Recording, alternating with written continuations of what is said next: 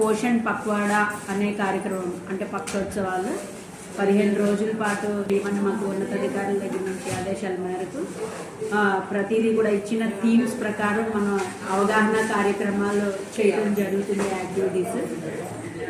So ఇందులో themes ముఖ్యంగా 1000 రోజుల సంరక్షణ మరియు ఈ 1000 రోజుల సంరక్షణ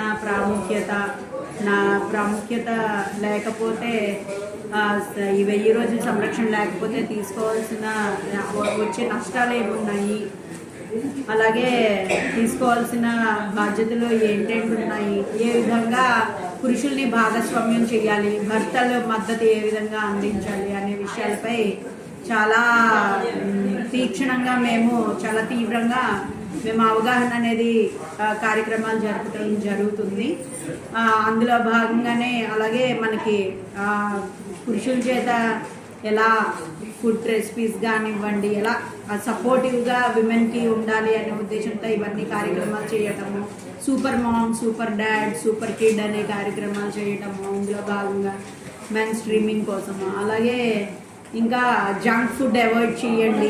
జంక్ ఫుడ్ తీసుకోవడం వల్ల అతి ఎక్కువగా చక్కెర, ఉప్పు, నూనె వంటి ప్రాసెస్డ్ ఫుడ్, ఎక్కువగా రసాయనాలు వాడిన ఫుడ్ వల్ల వచ్చే నష్టాలు ఏంటి, మన healthy snacks, healthy food, healthy diet ఏ విధంగా తీసుకోవాలనే పోషకాహారం గురించి చెప్పడం జరుగుతుంది.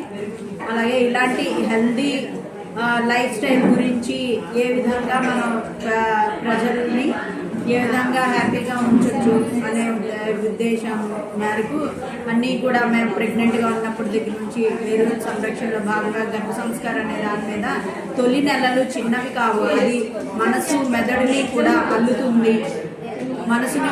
కూడా అల్లుతూ నిర్మిస్తూ ఎంతో అభివృద్ధికి మనకి తొలి నెలలో 0 అంటే గర్భిణీ అని తెలిసిన దగ్గర నుంచి కూడా బిడ్డ పుట్టాక 2 సంవత్సరాల వయసు వచ్చాక 80% మెదడు అభివృద్ధి అనేది జరుగుతుంది. కనుక ఇది చాలా ప్రాముఖ్యత కలిగిందనే విషయాన్ని మెయిన్గా మేము ప్రజల్లోకి ఈ థీమ్స్ అన్ని కూడా అవగాహన చేయడం కోసం మన కొత్తూరు మండలంలో ఈరోజు ముగింపు కార్యక్రమంలో పోషణ్ పక్వాడా చేయడం జరిగింది. అలాగే నిన్న హిర్మండలం చేయడం జరిగింది. అన్ని మండలం ఎల్లంపేట, హిర్మండలం, కొత్తూరులో ప్రతి విలేజ్లో కూడా చేస్తున్నాము. ప్రతి విలేజ్లోని మండలాల్లో అవగాహన చేయడం జరుగుతుందండి, చేసి ఉన్నాము. ఇలాంటి అవకాశం కల్పించినందుకు గవర్నమెంట్కి అందరికీ కూడా మా ఉన్నతాధికారులకి ధన్యవాదాలు తెలియజేస్తున్నాను. Thank you. ఎంతమంది బీపీ, ఎంతమంది షుగరు, ప్రతి గ్రామంలో ఎన్ని ఆరోగ్య ఆంధ్రప్రదేశ్ మనం గవర్నమెంట్ పెట్టుకోవాలంటే అనారోగ్య ఆంధ్రప్రదేశ్గా ఈవేళ డేటా చూస్తే మనకు కనబడుతుంది. ఈవేళ పేషెంట్ లేనటువంటి గ్రామం పక్కన పెట్టండి, ఇల్లు ఉందా లేదు మీరు మనస్ఫూర్తి చెప్పండి. ఏ ఇల్లు చూడండి కనీసం ఒక్క పేషెంట్ ఉంటుంది. చిన్నపిల్లల నుంచి ముసలి వరకు కూడా ఏదో ఒక సంవత్సరంకి